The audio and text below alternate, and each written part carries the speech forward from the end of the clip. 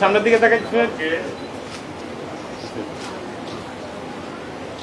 জলবায়ু পরিবর্তন, আজকের পদক্ষেপ, আগামী আমাদের মাঝে আজকের আলোচনা সভায় প্রধান অতিথি। আমাদের পরিবেশের গুরুত্ব পৃথিবী একটাই, পৃথিবীকে বাঁচানো হাজার বাকুতে 2026 সালে